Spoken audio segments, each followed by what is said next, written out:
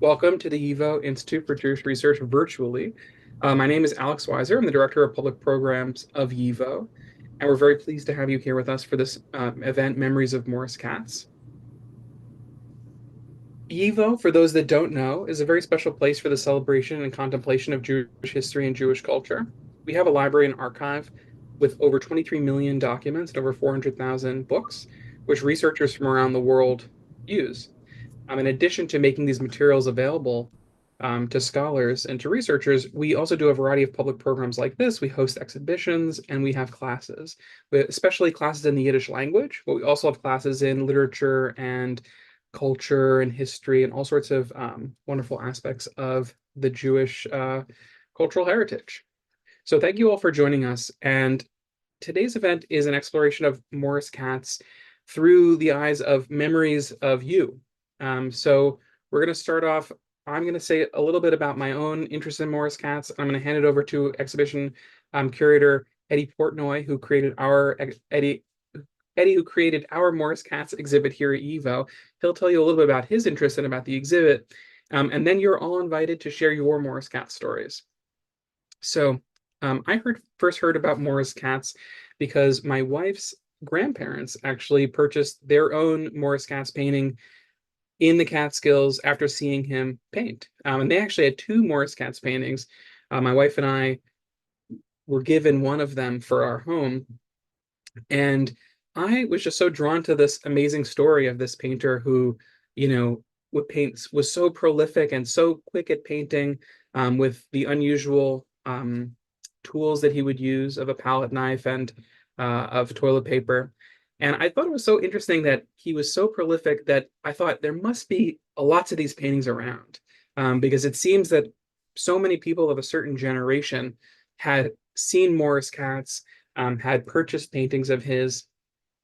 And so I was curious. So I looked on eBay, and to my happy surprise, there were tons of Morris Katz paintings for sale, some of which were going for, thousands of dollars, but many of which were going for hundreds of dollars and some even less. And so I thought that was really cool that you could, have a little piece of this amazing story of history, story of Jewish history and of the Catskills, and of this, very well-known painter for a tiny price. And so my wife and I started our own Morris Katz collection, and we've, been keeping an eye on what's for sale online and buying pieces here and there. So you can imagine my happy surprise when, as fortune would have it, YIVO would do a Morris Katz exhibit. And to tell you a little bit more about that, I'm going to hand things over to our exhibition curator, Eddy Portnoy. Eddy Portnoy. Thank you, Alex. Right. So even as you see, the younger generation is interested in Morris Katz. So as Alex said, I curated this exhibition. The exhibition is up. It went up in mid-May, and it will be up through, I think, early December. So if you find yourself in New York City and you want to see the Morris Katz exhibit, please come to us at YIVO at 15 West 16th Street, and you'll be able to avail yourself of this and other exhibits in the building. So Morris Katz, I first encountered Morris Katz in 1989. I was a volunteer on a kibbutz in Israel, and every Saturday the kibbutz had cultural events. They would bring someone, some group in, a choir or a puppet show or a theater troupe to entertain. And one week they put up a sign in the dining hall that said, "This Saturday, famous American artist Morris Katz." Morris Katz is in the Guinness Book of World Records for being the world's fastest painter. And I thought to myself, well, famous American painter Morris Katz. I've never heard of Morris Katz. I should say, I did not grow up in New York. I grew up in Detroit. So I didn't have, I had, and I didn't grow up going to the Catskills either. So I had no familiarity with this person, but it piqued my interest. And so that Saturday I went to the dining hall to find that this this sort of jolly man had set up about 20 uh, canvases on easels. And he introduced himself as Morris Katz, the world's fastest painter. He's in the Guinness Book World Records. And he starts bantering with the audience, and he's telling them jokes, and he's talking about his painting style, and he's making fun of himself and his paintings, and he's talking about Picasso. And he was this really kind of entertaining guy. And while he's doing all this, he's painting these paintings, and he's taking like just a few minutes to paint them. And within, I don't know, an hour and a half or something, he had finished painting all of these paintings, about 20 of them, and then he began to auction them off to the audience. And the audience loved this. They sort of, obviously it's an audience of Israelis, but they, understood his kind of mix of Yiddish and English, and they loved the jokes that he told. And he was this really entertaining guy. And so they clamored to buy his paintings. And I was kind of amazed. And it was really kind of a unique opportunity to watch someone paint with a really unique style and then walk away with a painting that was still wet. I had never seen anything like this. So it was really kind of engaging and entertaining. So then after I left this kibbutz, I moved to New York, and this was, I guess, late 1989. I was walking up Sixth Avenue, and I looked up, and I happened to see a sign that said Morris Katz Art Gallery, and I was amazed. I was like, "Oh my God, this is the same Morris Katz." And I looked in the window, and it was sort of piled high with with paintings and frames and all kind. It was quite messy, actually. And then a few months later, I happened to be flipping through the TV channels, and I saw that Morris Katz had his own public access TV show. So this guy was everywhere. He was ubiquitous. You really couldn't exist and not find Morris Katz. So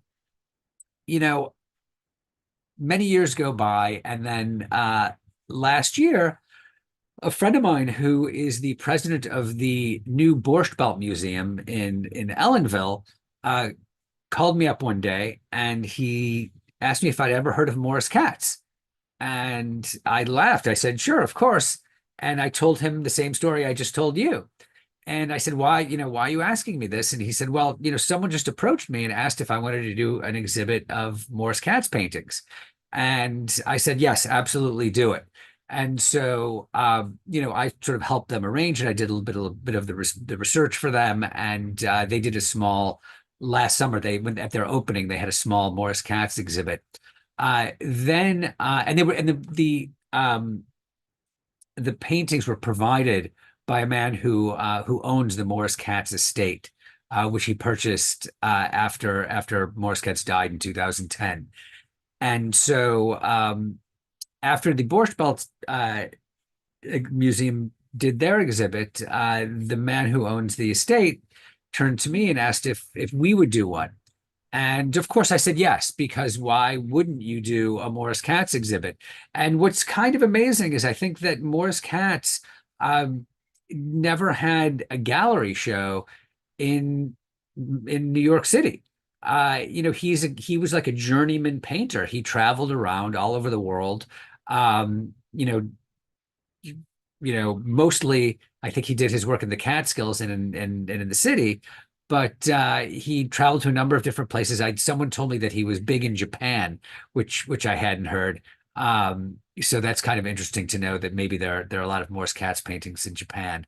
But in any case, I was approached by the man who owns the estate, and he asked if I would do this exhibit, and we said yes. And so we did it. And so we put it up in May, and we had a great opening. It was very, very entertaining. And it's really the first exhibit we have where you can actually buy the paintings. And I think that Julia's put the link in the chat as to where you can buy them if you want. But one of the interesting things that happened at the opening event was that multiple people came up to me and to other people that work at YIVO and started telling stories about Morris Katz and how they saw him painting at Brown's or at the Nevele or at Grossinger's or at one of the many Borscht Belt resorts. And so we thought it would be a great idea to give people the opportunity to tell their stories of how they saw Morris Katz. And if they bought anything, if they if they remember his jokes and stories, or have any anecdotes about them. And so this is that opportunity. So Alex, I'm not sure how we should do this. Do you want people to put their hands up? Um, is there some organized way to handle it? Yeah, so if anyone has a story to share, put your hands up. Um I see one hand up already, so we can invite you up. 1 second.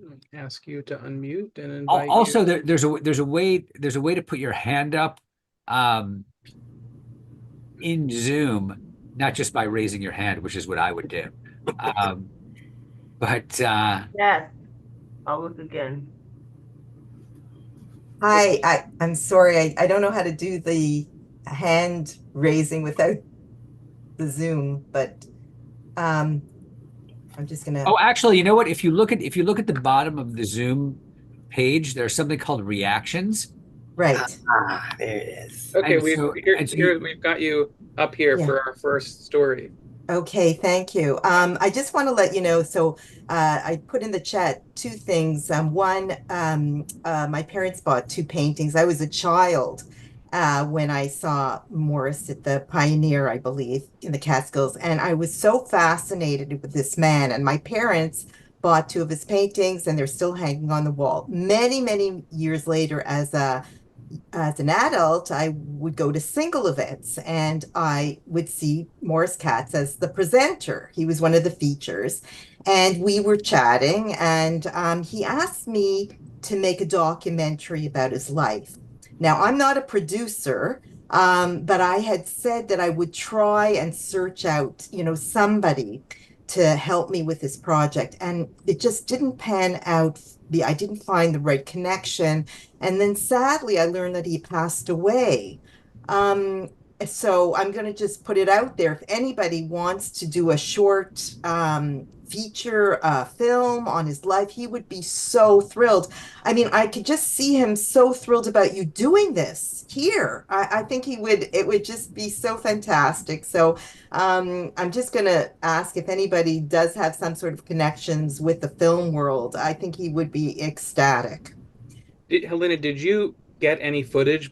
Did you go into doing the project at all, or was it just in the idea stage? Yeah, it was just in the idea stage. Like I went to I live in Canada, so in Toronto, and I would approach some film people just randomly and said, "Oh," and they expressed interest. They weren't Jewish, but they said this sounds so fascinating. It's an idea, but then it just didn't come together. And I was just even thinking, just even like a one of those shorts, documentary shorts that we could do would be so amazing, and it would really fulfill his dream because I think that was one of the things that really excited him. If somebody could do such a thing, and I would be happy to contribute the money. So I That think sounds that's a like a great lovely idea. idea. Yeah, it's a great idea. I think, and also there's probably enough footage available of Morris Katz. He was on so many local New York TV shows, um, you know, ranging from Joe Franklin to you know, Dick Cavett. Uh, there's a fair amount of foot, and also news organizations did stories on him because he was a New York character, and people had a lot of familiarity with him. So I think that's a real possibility. Doing like a short documentary on him, I think that would be really. I think it would be interesting in and of itself, but also, as you say, it's something that he would have really been pleased about. mhm. Okay, I put it in your court.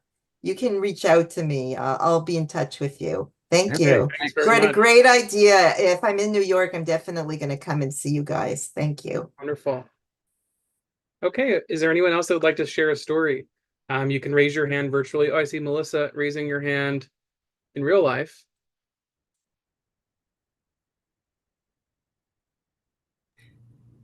Hi, yes, the old-fashioned way. Hi. I was at your exhibit. I thought it was absolutely wonderful. It's continuing the legacy, the superstar of Morris Katz. I get the chills. I have goosebumps all over me. My story goes back forever, and every member of my family. I'm a guest of the hotels for 1,000 years, and my little girls that are now big thought it was so funny that this guy used toilet paper to paint. Out of their mind. They couldn't understand that what do you mean? Like, you can't do that. So my oldest, who's now almost 31, would just stand there. And I think we have a clown painting. We have a few, that we've gleaned over the years, but it's a long time ago. And I was lucky enough to grab a couple of small from the table, but I'll be back. But it's wonderful. And I can contact Eddy. I can come in and give you some information because I have some friends in Hollywood and they're also connected to the museum. And they would love to do something like this because that's what they do. They make films. So I think it would be really great. You're at the center always.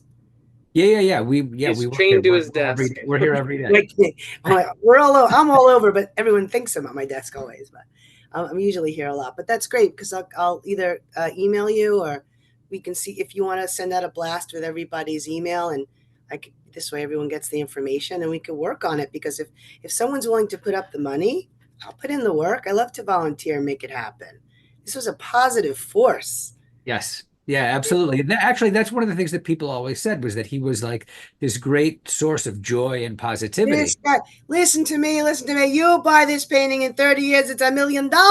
And when you said it's wet, how many don't get it on the luggage. Don't get it on the car. Don't get it.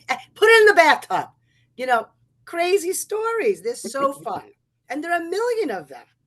And one of my friends forever, my whole life and before, with the families, because they knew each other forever, they have so many stories. So I'd love to, make this happen somehow and help. One of the things that Melissa is referring to that we had these little postcard. Actually, I have some right here. Yeah, We had these little postcard-sized original Morris Katz paintings. My mom, she loved it. Yeah, and they're just delightful, and they were available at the exhibition opening for a very modest donation to YIVO. So that was a fun aspect of that. Thank you so much for sharing, Melissa. Oh, my pleasure. All right, I see Sharon and Alan. Going to add you to the spotlight. Yes, hello. Yes, I remember going to the Catskills, but I don't remember which hotel and watching him do that. I can hear you, be quiet. I don't really catch my And I was teaching in nursery school, and somebody did give me a Morris Katz picture of a rabbi, but then I ended up giving it to an auction to sell. It didn't really get too much money, so.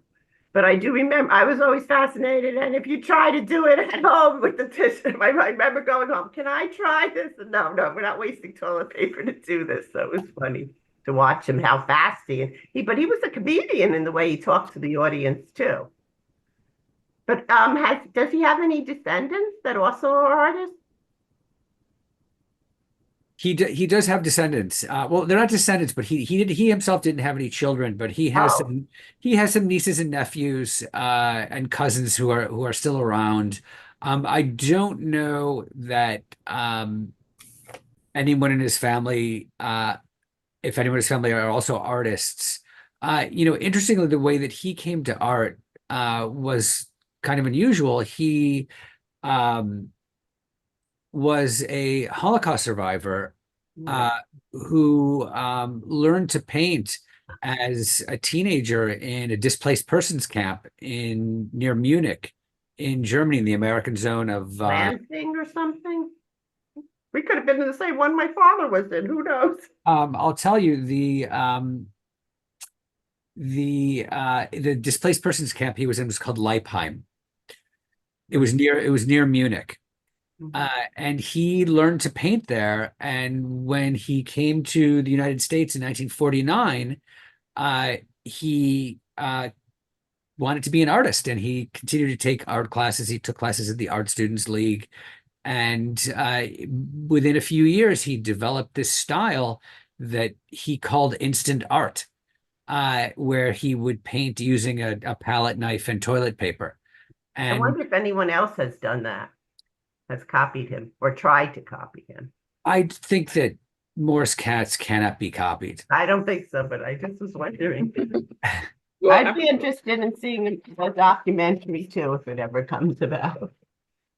apropos of what you said, Sharon, he actually released a book, Paint Good and Fast, which I don't know, Eddie, if you have a copy in your office. My copy's at home, but Copy. where he explains his method for painting, and to teach people, and I think that he had the idea that people could do it, and he sort of had there's a copy of the book, beautiful.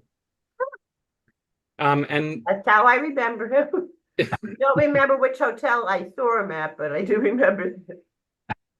he talks about the idea that he felt that art should be for the people, that it should be accessible to everyone. Painting shouldn't be too expensive, and people should have access to these skills as well. I see Barbara. I'll mute myself now. Hi, everyone. I was so excited to see this program. I was in a poetry group a few months back, and another poet presented a poem about a Morris Katz painting that she and her husband had bought as newlyweds in the Poconos, and it still hangs in their living room. And I had never heard of anyone else owning a Morris Katz, so I DM'd her and told her my story. I said it was the granite, but I don't know if the granite was still around by the early 70s. So it could have been the Nevele. But certainly we were in the lobby and Morris Katz was doing his paintings. And I saw a painting that was pink. And my eldest sister had just married, and I was finally going to get my own bedroom away from my twin sister. And the bedroom was pink. And so I thought this would be good. So I cajoled my father into buying this painting, which he really didn't want to do. But it was pink, and I needed pink. And when I saw it up close, it wasn't quite what I thought it would be. And I never hung the picture. It stayed in the back closet by the laundry chute forever. And, I'm not sure exactly what happened to it, but now I wish I had kept it. And I plan to write about it. I'm an oral historian if you need those services. I'm a Holocaust and genocide scholar. Wonderful. Oh, thank you so much for sharing that. I see Ingrid here has a story that she'd like to share. Ingrid, you're muted though. Hi. Yep. Can you hear me now? Yes. Okay. Hi. It's interesting that you showed that book, because I think when I saw him at the Concord like 40 years ago, maybe, he was wearing the same shirt. And this is a painting that I purchased at the time. Can you see it? Wow, yeah. And it was done with the stories, with the humor and real quick action, sometimes not even looking at the canvas, but talking to us and doing. It was amazing. So this picture is still hanging in the living room. Wonderful. Yeah. Well, I'd like to add that if anyone has one of those shirts that Morris Katz used to wear and want to donate it to YIVO, we would copy it and have more made. So it's this shirt. If you like, this is at the back of his book. I don't know how well this. Yeah, that's good. But we would love to get one of those shirts if someone could dig one out. Maybe it's by the laundry chute. I don't know. Excellent. I see Ivy Roberts would like to share a story. Hi, I'm Ivy Roberts. I saw Morris Katz perform many times. My parents owned a bungalow colony. We stayed in the Catskills. I always was amazed that his T-shirt was backwards, like he had print on the back of the T-shirt because his back was facing us. he very rarely faced the audience, so that was just one thing. He also had a man with him all the time, the same man. I don't know who that was. Do you guys know? There was always a gentleman with him. It was more in his later years. He did all the work. And our whole family had Morris Katz paintings. My husband and I, we won ours, but we would have purchased it. But the whole thing was to get everyone sitting there he had this raffle, right? So everybody came in after lunch or whatever for the raffle. And then they watched the show. And he was amazing. So I just wanted to share that as well. Thank you so much, Ivy. Thank you. If there's anyone else that wants to share, raise your hand. The Zoom function for raising your hand makes it very easy for us to see.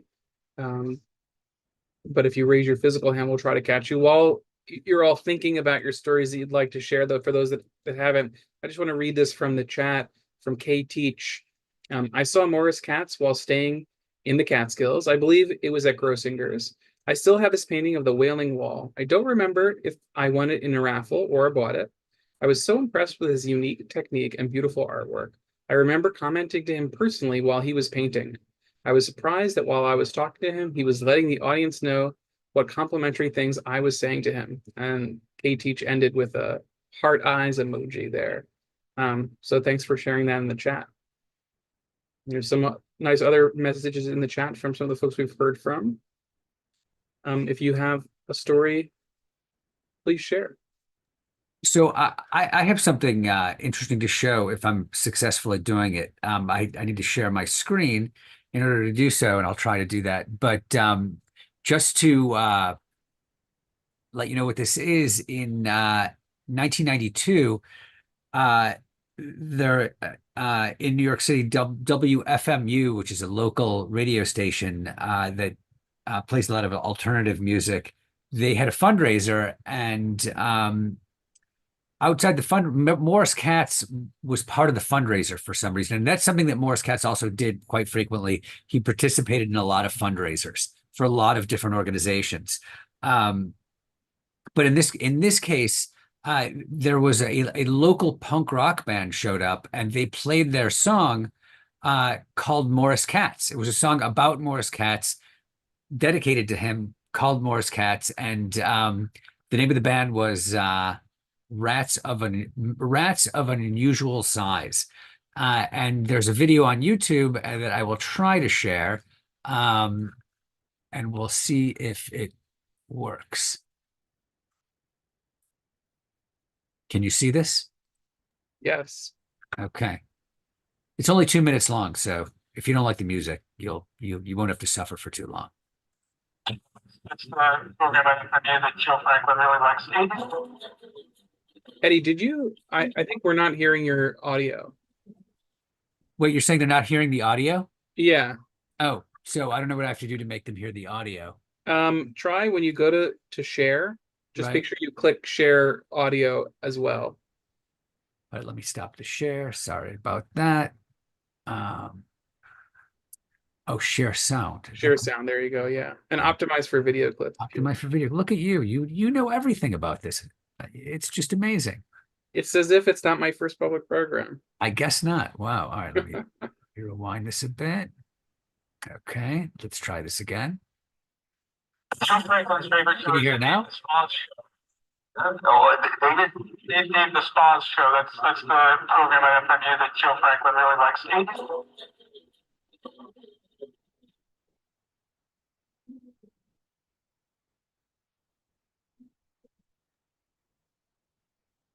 I'm not hearing anything. Tommy, Morris. Wait, you're not hearing it? No, I think Eddie, do you want to send me the link and I can try sharing it? Yeah, I'll send it to you. All right, sorry, everybody. Oops. Well, I guess I've failed with technology. All right, let me get. It's okay. It gets the better of all of us. Yeah. All right.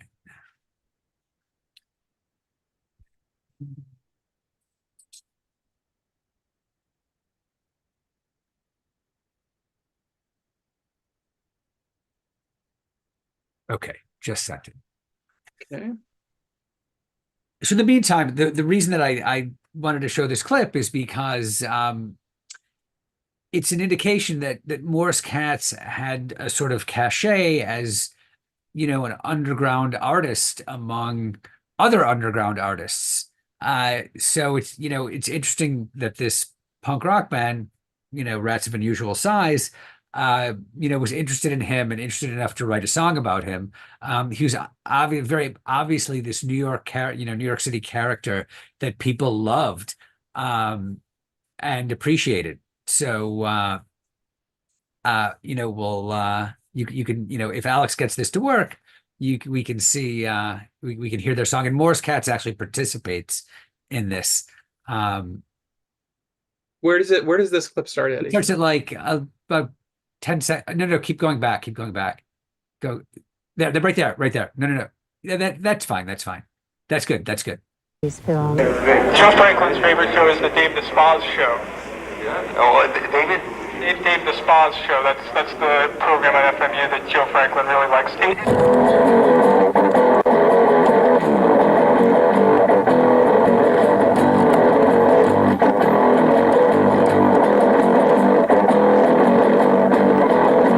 Call me Morris Katz. I'll paint a landscape just like that. A sunny fjord, a grassy glen. By the time you stretch a canvas, I'll finish 10. Morris Katz. Morris Katz. Morris Katz. Morris Katz. Go, Tom. Yeah. Rip it up. The great composers of the year, Beethoven, Tchaikovsky is here. Morris Katz. Morris Katz.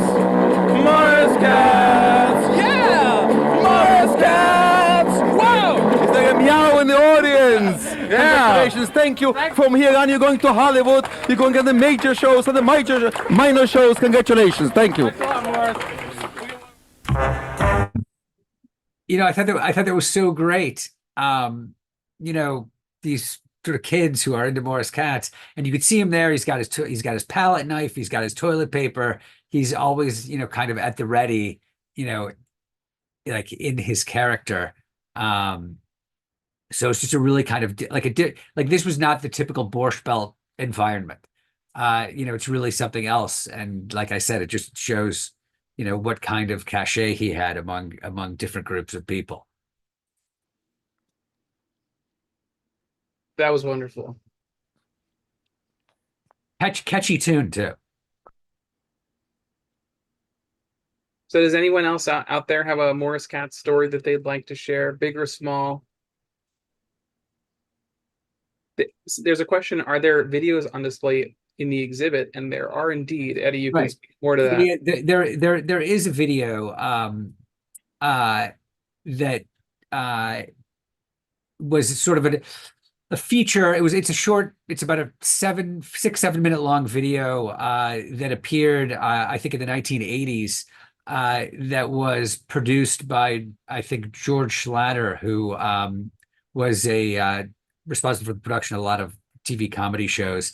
And he found Morris Katz to be a really kind of entertaining character. So he brought in a reporter who really kind of explains the whole Morris Katz story and phenomenon along with Morris Katz. And they show footage from the Catskills. They show footage from, you know, the way, you know, of the way he paints and the way he would auction off his paintings as well. So if you come and see the exhibit, you could see that video that's part of it.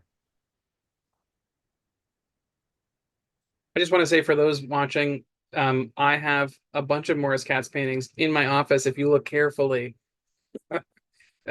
on my piano, there's 2. And then also on my shelf, there's 2. Yeah, it might interest all of you to know that Alex is in fact obsessed with Morris Katz.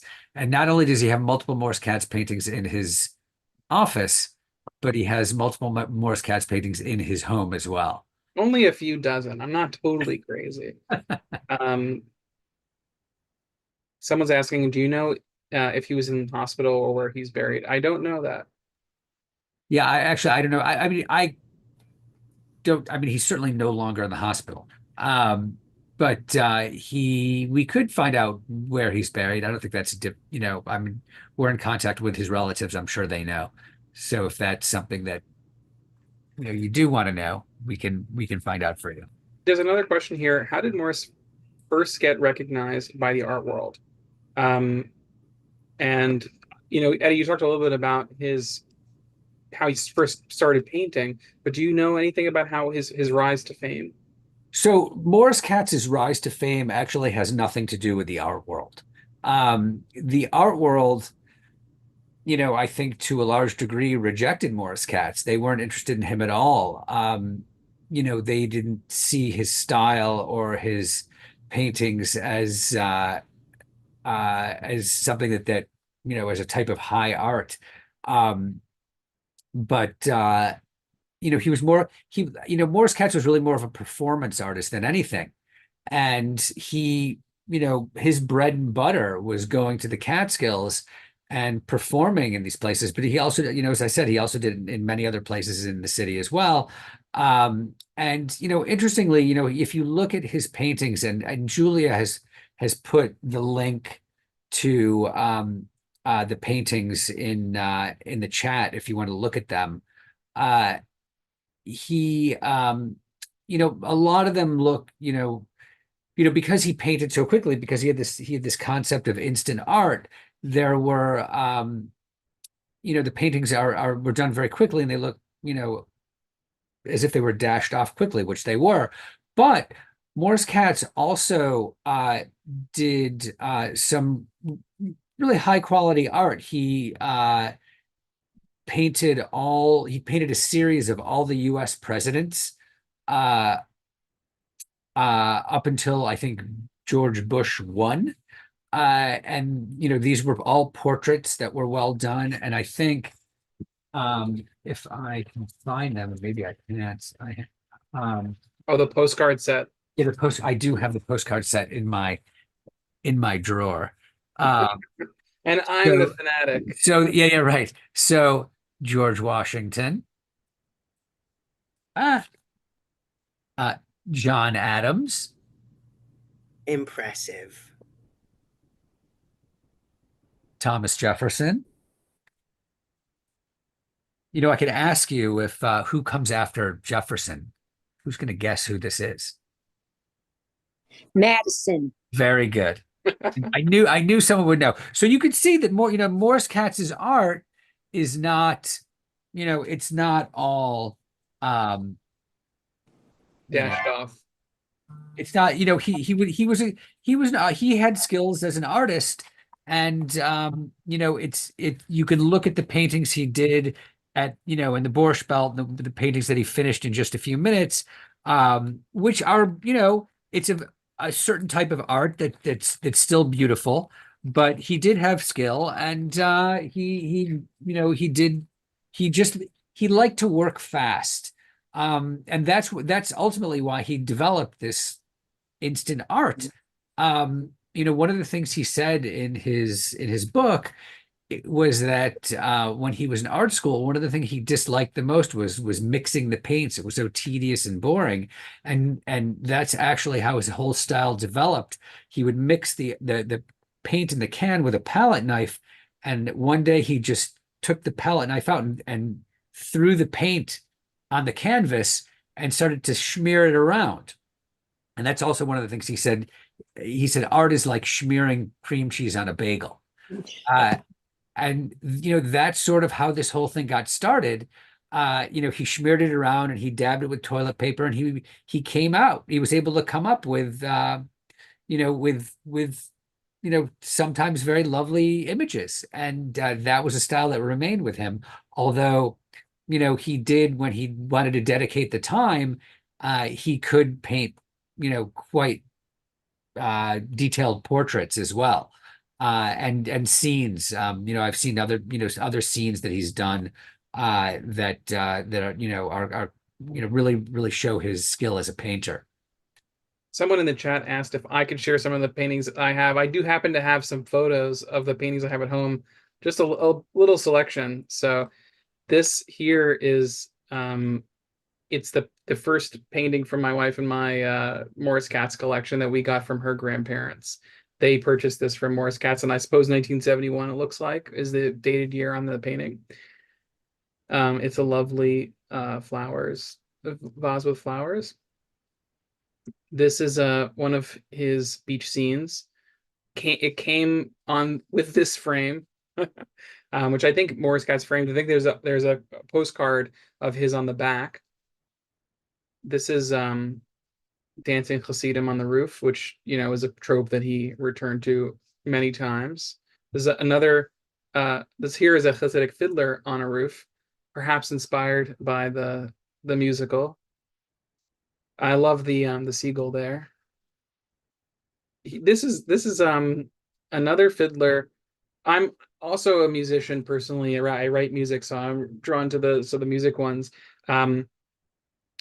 It's so wildly textured, and I like how the violin player looks like he's almost eating the fiddle. He's so intensely playing it. And this is one that I just recently got with this boat on water with seagulls in the background. I think it's really nice. Someone asked if Morris Katz was a Holocaust survivor, and someone asked if he ever incorporated anything from that into his art. I've never seen anything in which he scenes from the Holocaust that he painted. However, there are scenes that do look like Eastern European shtetl. So you do see some kind of shtetl scenes, which obviously appear before the Holocaust. And Morris Katz himself was from a shtetl called Melnice, which was in Galicia. It was in Poland when he lived in it, and now I think it's in Ukraine. But these would have been scenes that he probably saw as a child.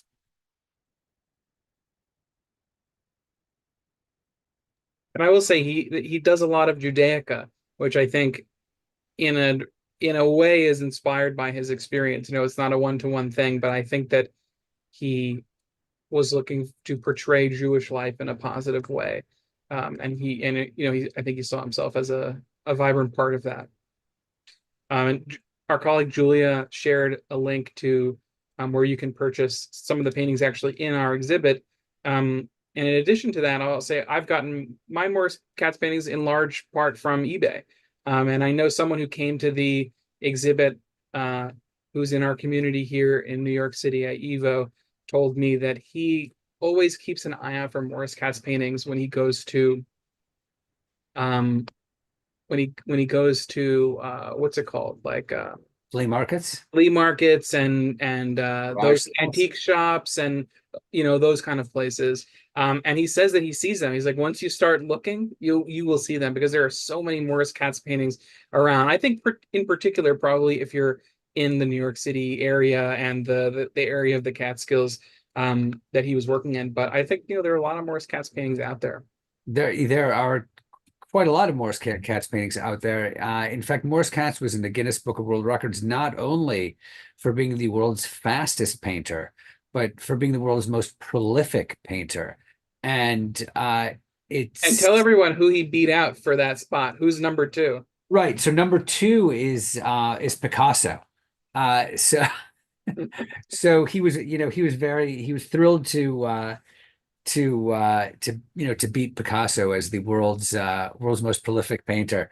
And it said that he, I think that he painted over 100,000 paintings in his lifetime. Wow. Which is really a lot of paintings. So, as Alex says, you'll be able to find his paintings at antique shops, flea markets, all over the Eastern Seaboard, where people who might have gone to see him in the Borscht Belt or saw him in other places in and around New York where they saw him perform.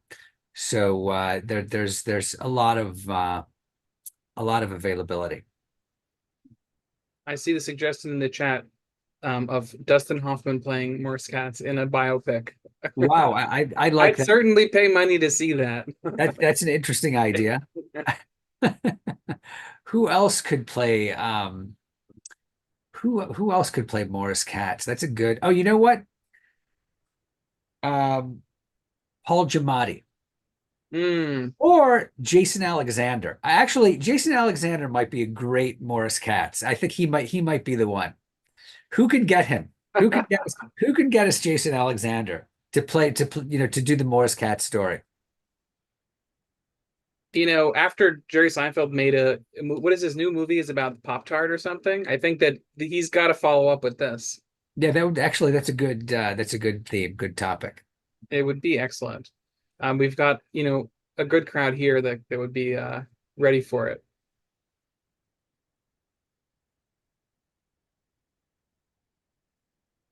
There's a question in the chat about why some paintings sell for more, and whether certain themes are more popular than others. That's a good question. Just from following it, I haven't done a systematic study, but just anecdotally from following it, I do, often take a look at what's out there. I think it's a little bit random. There's a little bit of a sense that I have that sometimes the Judaica and particularly the images of Jerusalem often go for more. But I think it's a little bit random. It sort of depends on the starting price and, whether or not there are others of a similar ilk that are on eBay at a given time. The price, it's whatever someone's willing to pay for it. And because there are so many out there, if you're patient and you're willing to, to wait to see what else turns up, there isn't the same kind of scarcity with, other kinds of painters where each Morris Katz painting is at once one of a kind, and yet also one of which there are probably many others of the same theme, particularly with these popular themes that he returned to again and again. Like a lot of the ones that I showed you, I've seen many that are the same, even the same size, the same color scheme. Sometimes you'll see the same paintings, but with just a little bit of a different color scheme. And if you keep looking for long enough, you can find, like, one of my personal things that I'd like to do with some of the Morris Katz paintings I have is to arrange some of them in a kind of Andy Warhol-esque arrangement. Like Andy Warhol has the tomato cans, in the different color schemes. Like Morris Katz did so many paintings that you could do something like that. I think you're thinking of the Four Marylands. No, they're both. He did a bunch of things like that. Yeah. But yeah, maybe the four Marilyn Monroe, that's a little bit better of an example. So for, fiddlers, or for, shofar players, like my shofar player right here. We when working on this exhibit, this was Eddy's work, but I had the pleasure of seeing a lot of the paintings Eddy was looking at, and you could do that with the shofar players, for example. Right, you definitely could. So anyone who, for those of you who are with us today, I'm really curious if you did see Morris Katz in the Catskills, maybe one of you can explain what the performances were like, how they started, how he talked to the audiences. Is there anyone who can give us details of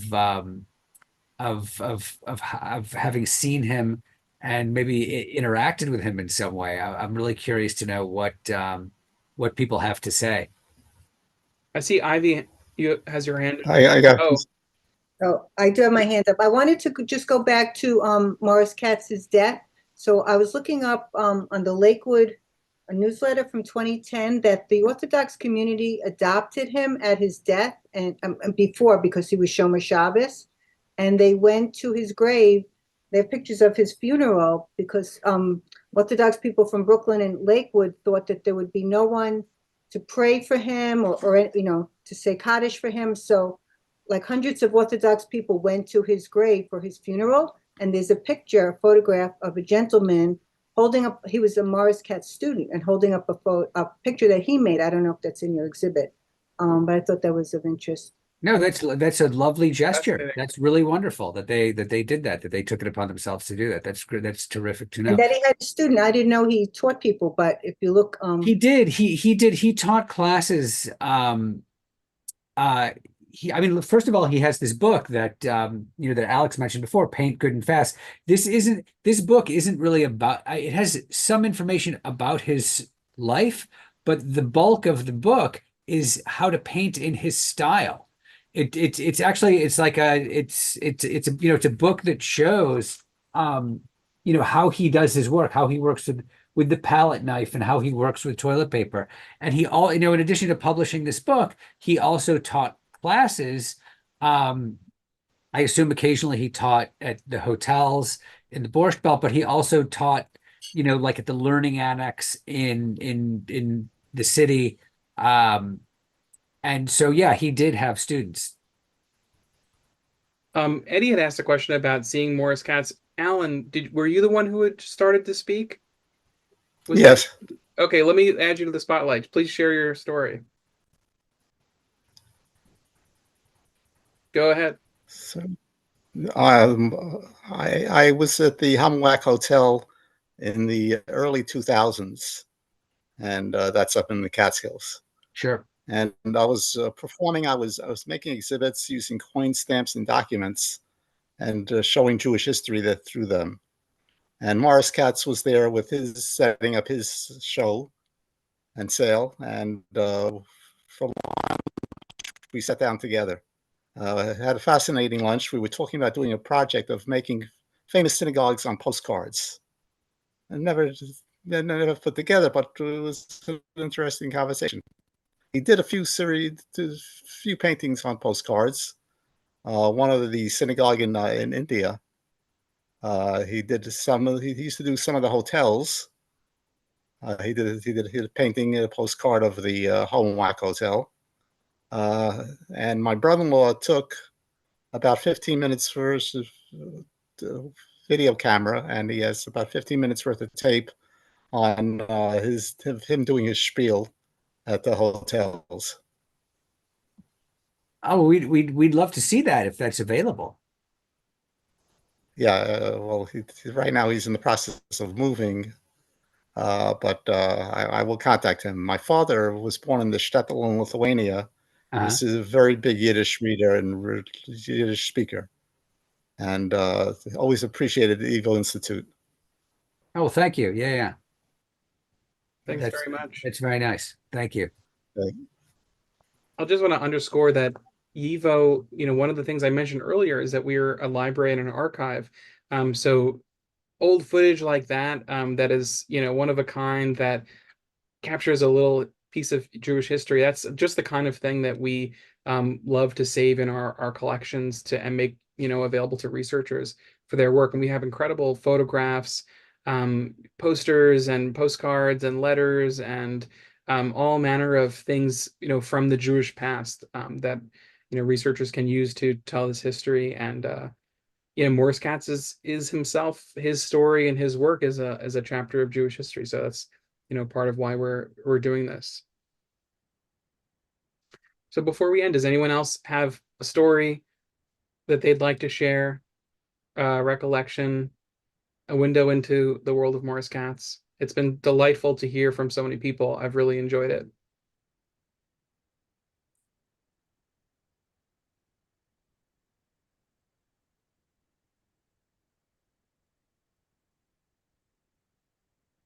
Okay.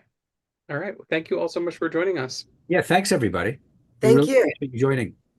Eddie, I'm going to give you a call. Thank you. Okay, please do. Sure, right now. Okay, bye. Okay. Okay, take care, everyone. I hope you'll join us for other programs. We're a Yiddish civilization lecture series that we're doing this summer.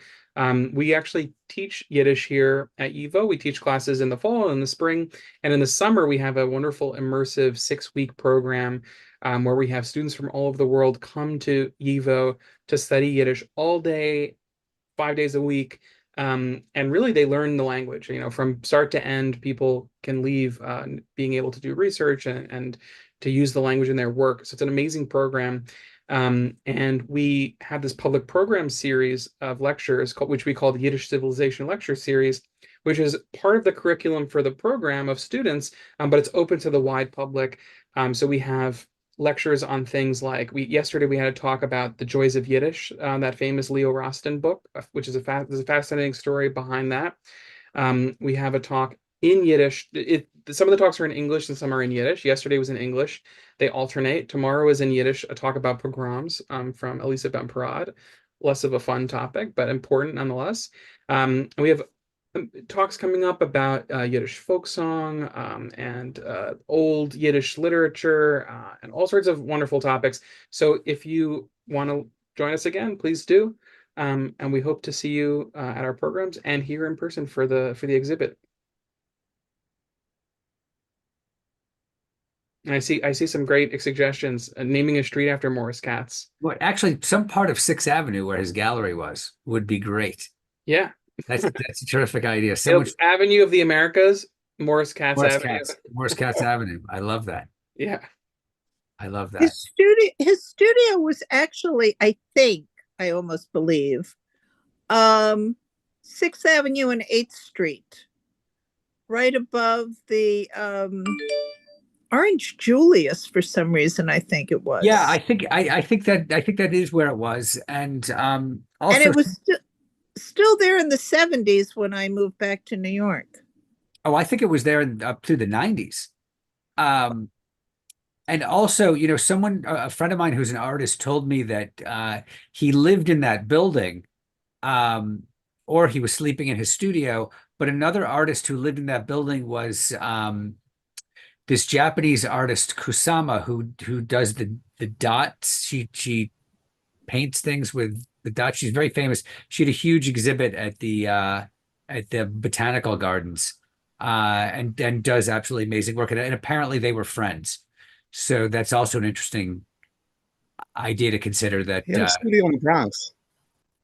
Sorry? He had a studio in the Bronx. In the Bronx as well. Yeah, this we know. And how did he survive the war? We don't know. Well, you know what we do know? We know a little bit, and we know that his mother and his brother were in hiding for most of the war in the area that they lived in was in the Soviet zone. So they were up until June 1941, they were under the Soviets. In June 1941, the Germans attacked the Soviet Union, and their town was overrun. And apparently they were in hiding for a number of years. And the story is that he was, when the Soviets took the area back, he was in a German slave labor camp, and he was apparently almost killed when the Nazis, or when the Soviets took the area back from the Nazis, but he survived. He remained his mother and his brother remained in the Soviet sector for the remainder of the war. And when the war was over, they went to the American zone and wound up in Leipheim, which was a displaced persons camp near Munich. And from Leipheim, they lived there for 4 years. And in 1949, they went to live with relatives in New Jersey. So obviously they emigrated to the U.S. and the rest of his life he spent here.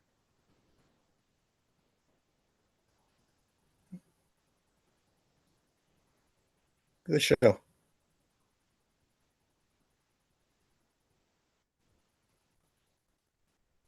Okay, I think Great to see you all. I think that's it. Thanks everybody for joining us. We hope you enjoyed it, and we certainly did. And if you ever do find material, film or photos or anything like that on Morris Katz, please feel free to contact us. We'd love to see them. Take care, everyone.